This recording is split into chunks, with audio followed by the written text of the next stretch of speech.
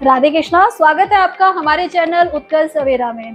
तो मैं रितिका शर्मा और ये मेरी साथी प्रीति ठाकुर। राधे कृष्णा। तो हम आपको आज ब्रजमंडल के बारे में कुछ अद्भुत ज्ञान देने वाले हैं। ब्रजमंडल के नाम से आपके दिमाग में सीधा वृंदावन और बरसाना, राधा और कृष्णा ही आते होंगे, लेकिन क्या आपको पता है कि महादेव जी भी इस ब्रजमंडल में छुपे हुए हैं?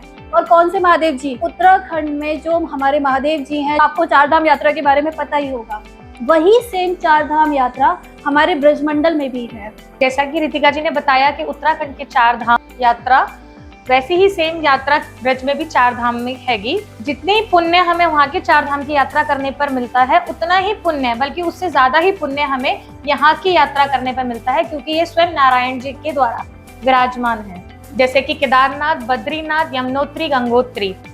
इसी के साथ साथ ही यहाँ पर लक्ष्मण झूला, नीलकंठ महादेव महाराज जी का मंदिर और नर नारायण पर्वत भी विराजमान है, जिनके आप दर्शन कर सकते हैं। जब भी हम किसी नई जगह के बारे में जानते हैं या किसी नई जगह के धाम के बारे में सुनते हैं, तो हमें ये जानने की उत्सुकता होती है कि उसके पीछे की कथा क्या है। तो अब आप भी चार धाम के बारे में सुनने के बाद ये जानना जरूर चाहेंगे कि इसके पीछे की कथा क्या है और ये क्यों इतनी महत्वपूर्ण है। तो मैं आपको बताती हूँ। तो ये कथा जो है ये द्वापर युग से जुड़ी हुई है। नंद बाबा और यशोदा मैया ने कान्हा से बोला कि कान्हा, हमें चार धाम की यात्रा के लिए जाना है। तो ये सुनकर कान्हा ने पहले जानना चाहा कि चार धाम की यात्रा पे क्यों जाना है। तो नंद बाबा और यशोदा मैया ने उन्हें पूरा व्याख्यान सुनाया। तो हमारे लाला ने अपने माता पिता से बोला कि आप इतने वृद्ध हैं और आप इस उम्र में चार धाम की यात्रा के लिए जाएंगे, तो कैसा हो कि मैं चार धाम की यात्रा मतलब कि स्वयं महादेव को ब्रज में ही प्रकट कर दूं और उन्हें यहाँ पे स्थापित कर दूं। तो कान्हा ने स्वयं महादेव जी को आह्वान किया और जो हमारे चारों धाम हैं उन्हें यहाँ पे ब्रज में स्थापित किया।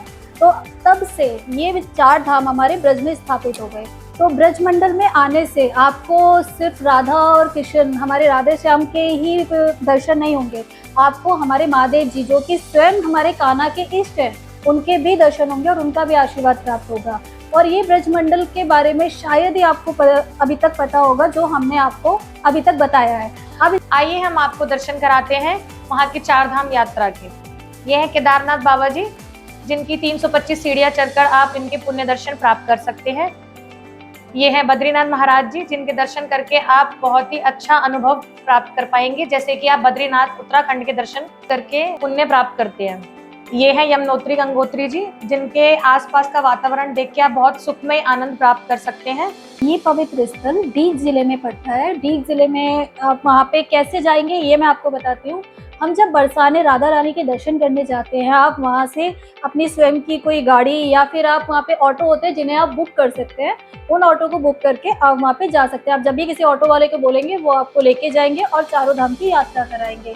जितना पुण्य आपको उत्तराखंड के चार धाम से प्राप्त होता है, उतना ही पुण्य आपको ब्रज के चार धाम से भी प्राप्त होगा, क्योंकि यहाँ पे राधा कृष्ण के आशीर्वाद के साथ साथ आपको महादेव जी का भी आशीर्वाद मिलेगा। और जैसा कि हम सब जानते हैं कि कान्हा के इष्ट महादेव जी है और महादेव जी के इष्ट कान्हा है, तो जहाँ पे कान्हा जी विराजमान है वहाँ पर महादेव जी भी विराजमान है। तो चलिए अब हम मिलते हैं उत्कर्ष सवेरा की अगली चर्चा पे।